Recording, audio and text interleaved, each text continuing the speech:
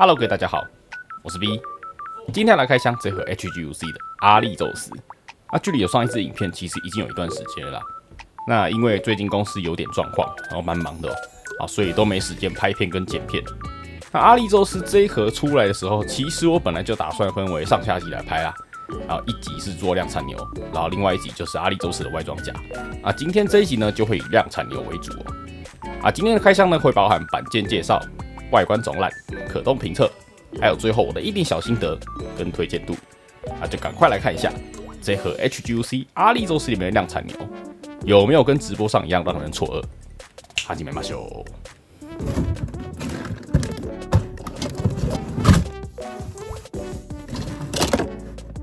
首先看到这一次的板件名称，可以分为量产牛跟阿力宙斯，基本上也不用多说，肯定之后单出一只量产牛放屁屁，演都不演。再来可以看到英文字母也不一样，量产牛用的是我们熟知的 A 到 Z， 阿力宙斯则是开头加一个 X。板件数量上，总数来到38片，超特多，几乎2个 MG 的量。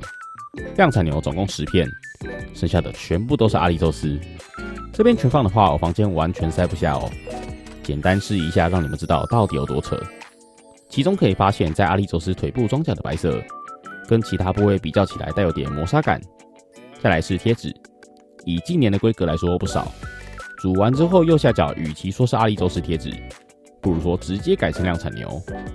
先来看量产牛的外观，的确是保有牛缸的轮廓，不论是头部、胸甲，再到脚部有肌肉感的小腿，都很有牛缸的味道跟设定图比较一下，基本上各处的形状都没有什么变动，但是很明显看得出模型本体有一卡车的补色腰部，真的是一卡车配色上倒是增加了些许的黄色，特别集中在上半身，让人一眼看过去，目光会先集中在分色较多的胸甲跟肩甲。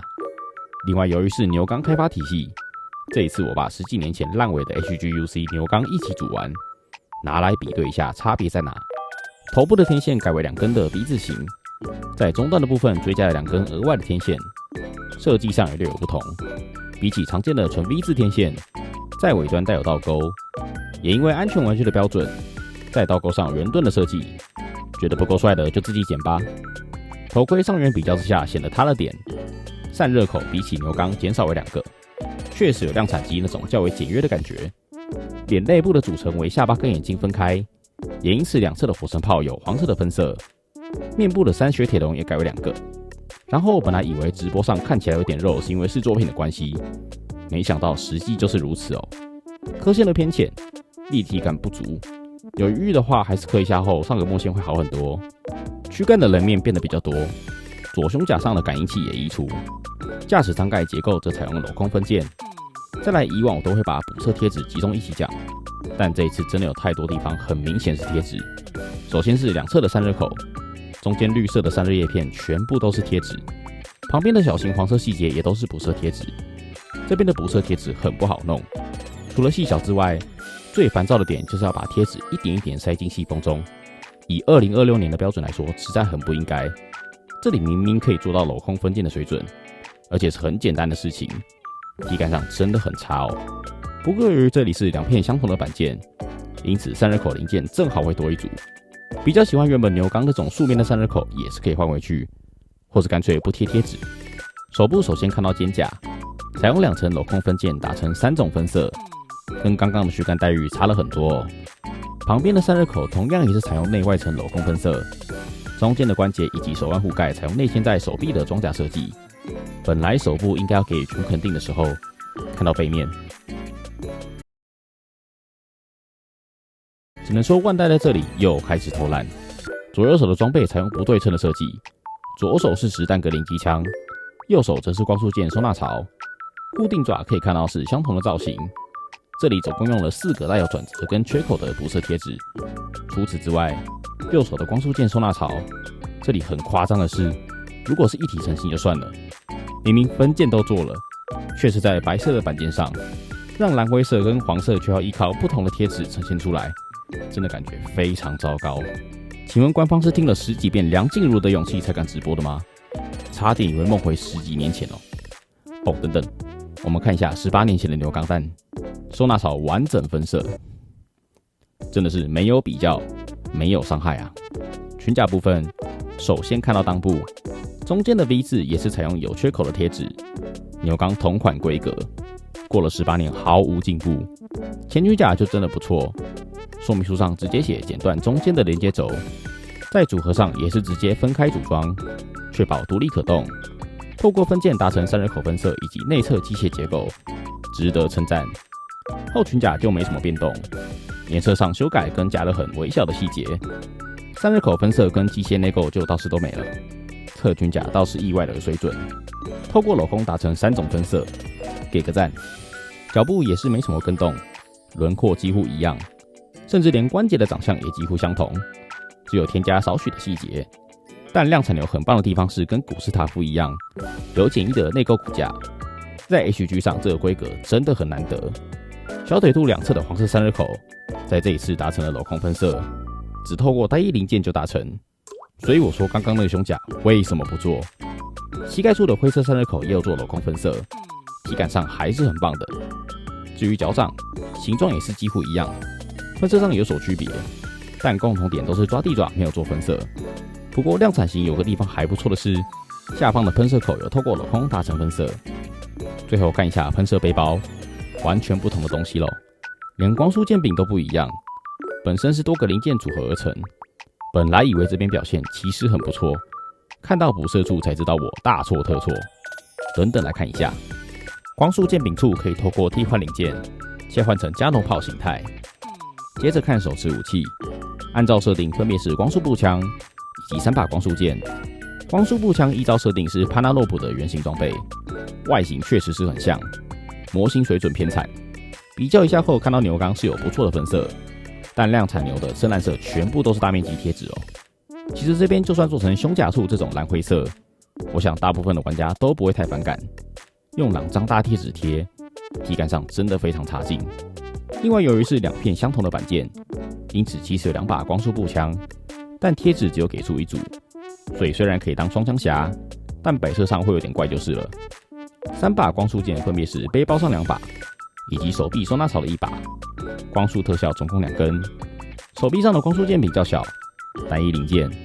至于背包上的2把，由于也充当光束加农炮，尺寸偏大，由3个零件组成，可以看到中间有凹槽，搭配专用的手型来握持。再来就是看手型了，非常丰富，都是成对，分别是握拳、开掌、持枪、持小光束剑，以及刚刚提到的持握光束剑专用。可以看到为了方便持握，内部设有卡榫外，大拇指也是类似比了个赞，可以直接将光束剑柄卡进去，不用插拔来插拔去的。本来很想这么说，但手型超没诚意的是，手掌盖居然只给了2个，全部这么多手型要共用，真的是让人又再失望一次哦。最后看一下补色贴纸，空洞处跟补色处。补色贴纸刚刚大致上都讲过了，这边就快速复习一次。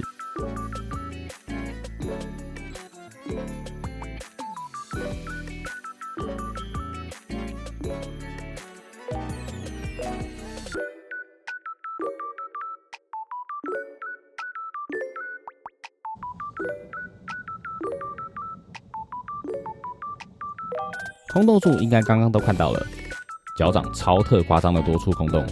要知道，牛钢可是完整的脚底板哦，一样没有比较，没有伤害。再来就是脖子后方，以及光束剑收纳基座，各种大大小小的连接机械臂等。补色处的部分也超多，比对一下后真的会想吐，太多太夸张了。当然有些地方像是散热口内圈的黄色，或是散热口内部的黑色，这些都已经是常态，你我都很习惯了。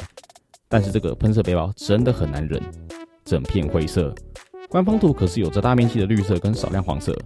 我觉得黄色不给是没有什么关系，但都做出分件了，也有绿色的板件，直接移过去不过分吧，万代。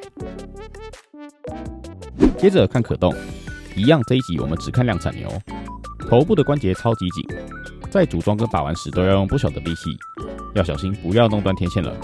俯仰没问题，而且因为脖子处有额外的关节，因此前后摆动的幅度蛮不错的。侧摆跟左右旋转则是依靠球形关节，但旋转时头盔下缘会跟领口产生干涉。天线配合外装架的组合，可以向内搬动收纳。躯干在内部有一片小片的可动轴，弯腰表现尚可，后仰就没有办法。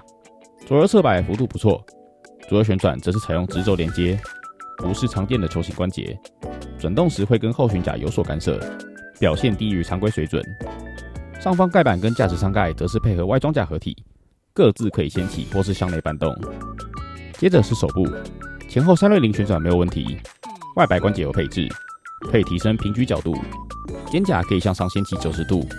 手部平举很可惜受到关节动长度的影响，只有接近90度的水准。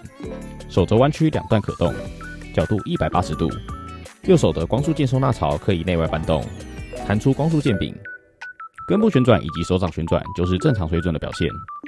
再来是裙甲，前裙甲为独立可动，前端配合外装甲的组装可以向下拉动，后裙甲就是联动，也是可以自行切开打成独立可动。侧裙甲采用球形关节，除了向上掀起，前后摆动也都没有问题。不过把玩上会因为太靠近大腿，很容易手滑。脚部的前踢来到90度，后踢受限于大腿后方造型干涉，只有60度。侧踢表现90度，另外这台居然有配置髋关节 ，MG 规格的待遇哦。这里倒是得称赞一下，屈膝两段可动，角度140度，脚掌的前后摆动有肘关节，表现不错。也因为同个关节的设计，在脚掌摊平上有着很好的表现。不过主要也是因为需要装上外装甲，左右旋转也有一定的幅度，侧摆在内部也有配置转轴关节，表现很棒。并且往内摆动的幅度表现非常好。最后是喷射背包，在作为光束键柄基座时可以左右搬动，作为加农炮形态时则可以上下搬动。那以上就是这盒 HGUC 阿利宙斯量产牛的开箱了。我们看补色贴纸跟分色的话，真的很让人失望哦。我们先不看很棒的EG，我们就只比较18年前的 HGUC 牛钢弹，分色上基本上可以说是只有少量的进步。甚至有些地方还是退步的哦。可动结构上面就是维持着近年的水准，大概就是只有脚部的骨架还有髋关节有让我眼睛一亮啊。很多地方其实可以更好哦。那当然不排除之后放 TB 之后开新模，毕竟量产牛不是只有这个装备哦，搞不好会做得更好。让我们稍微期待一下，就稍微期待，毕竟我有点不太抱信心哦。那下一集呢，我们就会讲解整个阿利宙斯的外装甲。那有兴趣的观众欢迎订阅我。就这样，拜。